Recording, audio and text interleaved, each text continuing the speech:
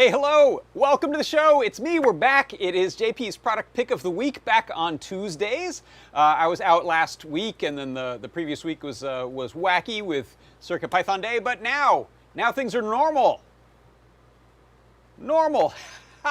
Glad to have you. Thanks for stopping by.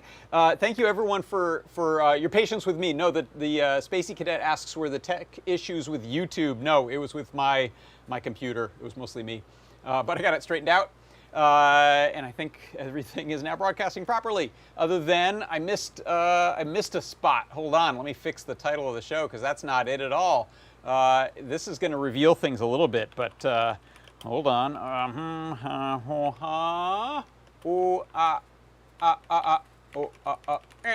And let me fix that. Okay, that's actually the show. Don't look down there on the bottom, on the little bottom thirds, if you don't want to know what it is, because, as is custom, what I like to do on the Product Pick of the Week show is pick something cool from the shop and show you how it works, give you a demo, and give you an opportunity to buy it at a deep, deep discount. And the URL that you see right there, that's where the product is, and this show, it also is in there, inside of the product page. So we broadcast the show from inside of there. You can watch it from the comfort of the product page. And you do not need a coupon code for this one because we just take the price and slash it. In fact, this week we have slashed it right in half. And we stashed a bunch before the show, so you can head on over there, throw them in your cart. Just buy them before the end of the show, sooner the better, in case they sell through quickly. But at the end of the show, the price goes back up. So that's the product page. That's the QR code. That'll take you right there. Head on over there to check it out. I'm going to just keep bumping this camera right here because I have it raised up. And before John Park, tell you anything about it, what I like to do is go back a little bit in time to have Lady Ada introduce it from her new segment. So take it away, Lady Ada. Adalogger, but now with the RP2040, I realized I hadn't made this version. I thought I did. Because we have a bunch of those, the bones boards, like, it's the same stuff on the left. And then the thing on the right changes. So we have one with like a LoRa module. We have a version with a USB host, one with DVI. Now everyone with a micro SD card. Connected up for SPI or SDIO. It's great for reading or writing data from any micro SD card. You still got all the great stuff of all of our other RP2040 bones board. USB Type-C on the left.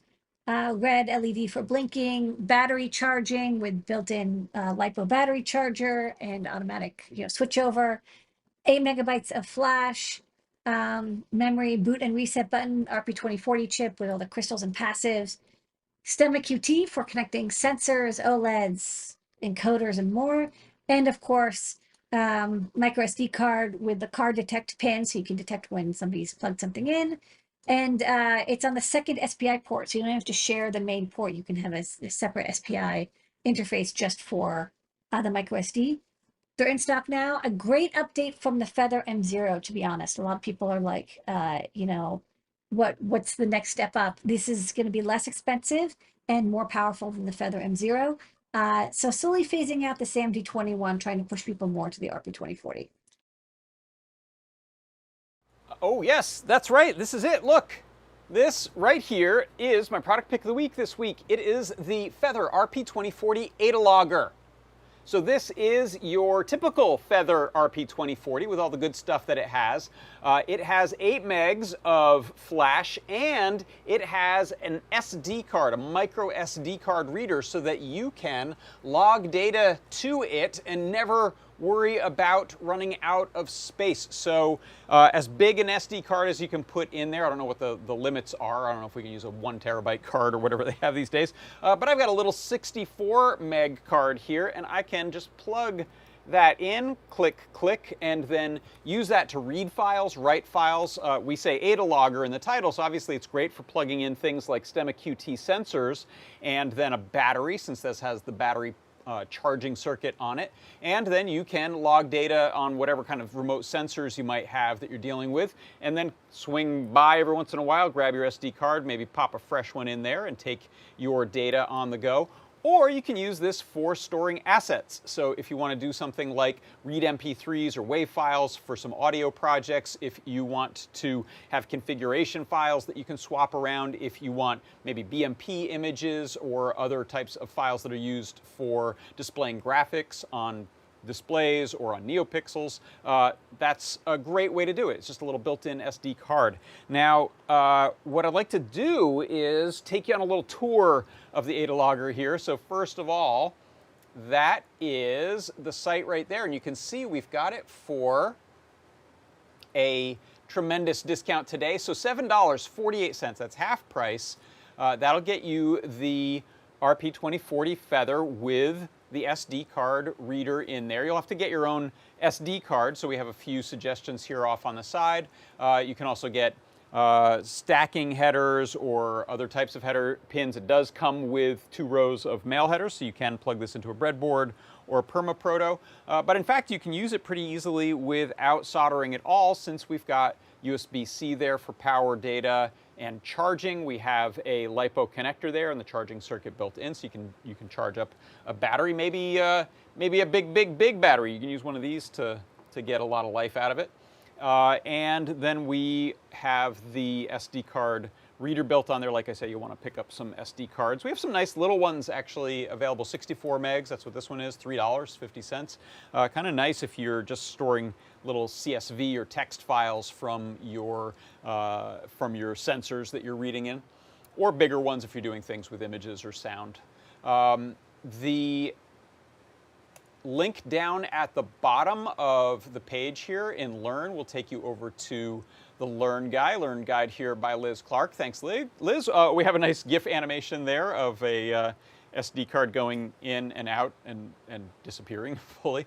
Don't worry, it won't eat your cards. This will give you all the salient info. It will give you a really nice little pin out here, show you all of the GPIO, SPI. We actually have the micro SD card on a separate SPI bus than the sort of usual one, so you can still use SPI with this. If you want to do something like a display, go for it.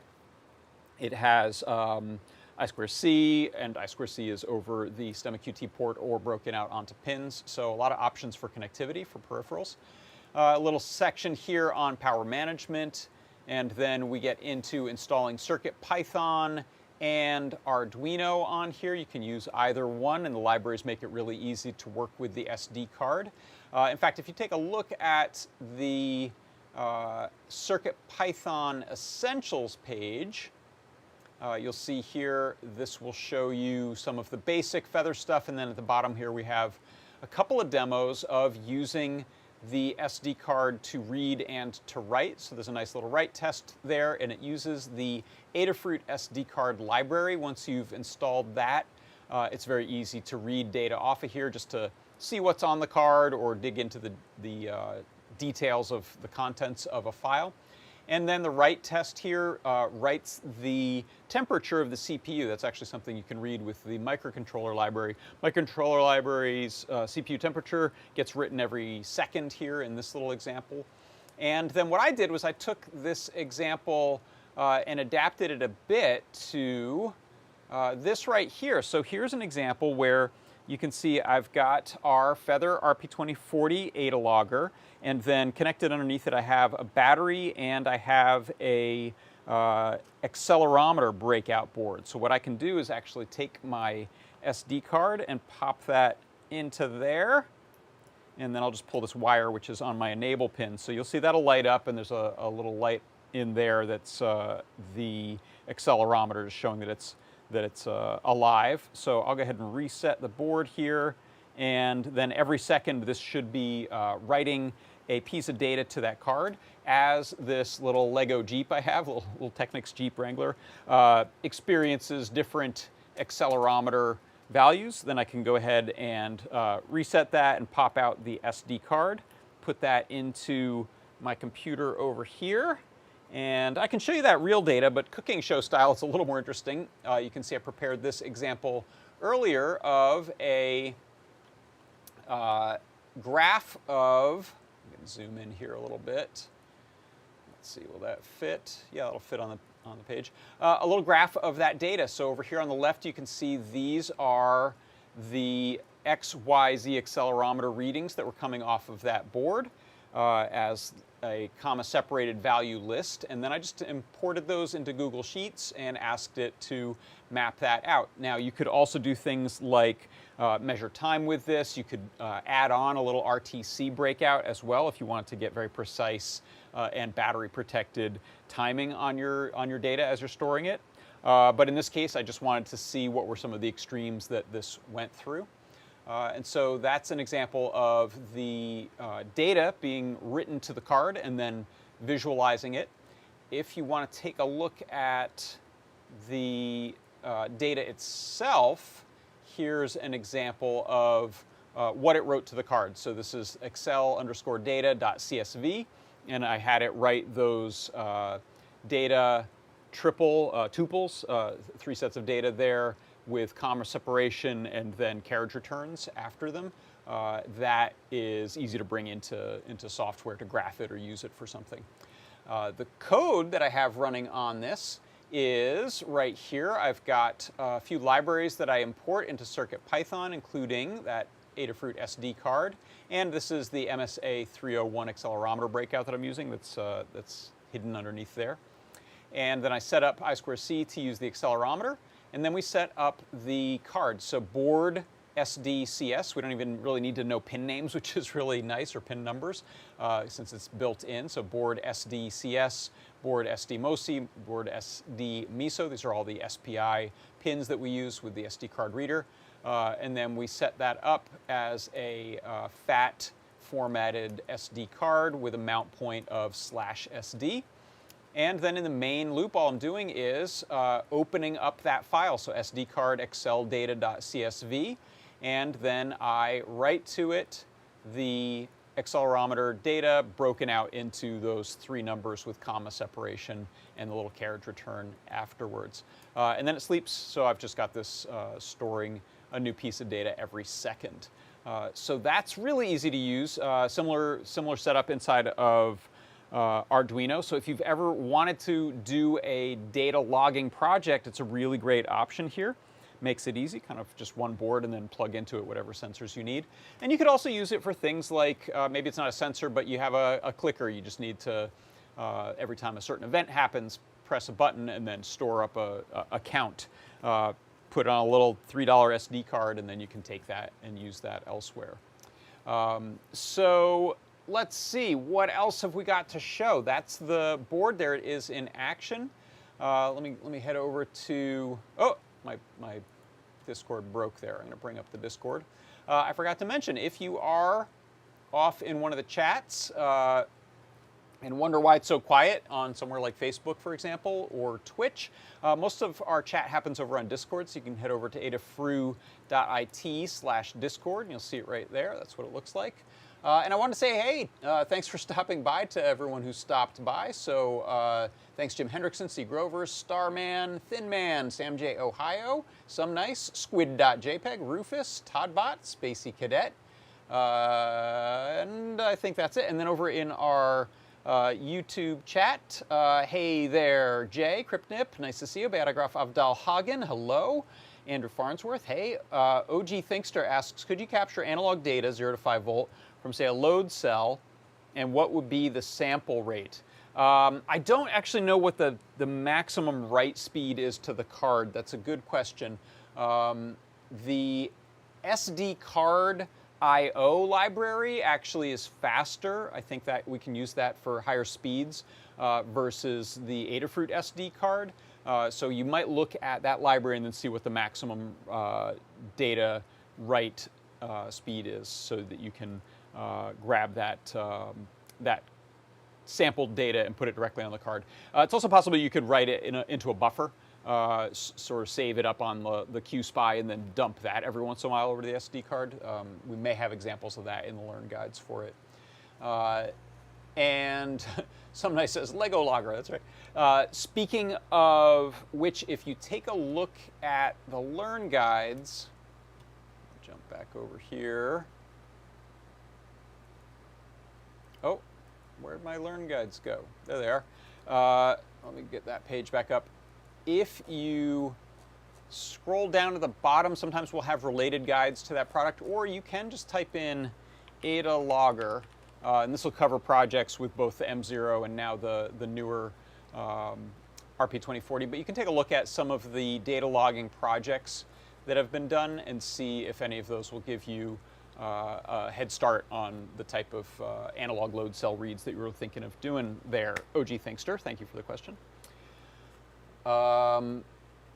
Let's see.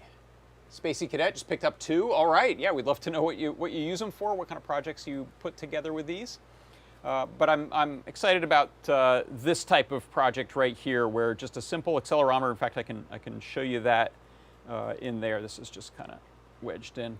You can see there I've got a little accelerometer, which I've used a couple of pegs, Technic pegs, to secure that to the base of this. Battery's kind of floating free. You could use some tape to put that on the bottom side of the feather. And then I have that just resting in there. If it's going to get heavy use, I can throw this across the top and that should stay put. No big crashes, but otherwise, yeah, kind of a nice way to add a simple data logging for accelerometer to that type of project.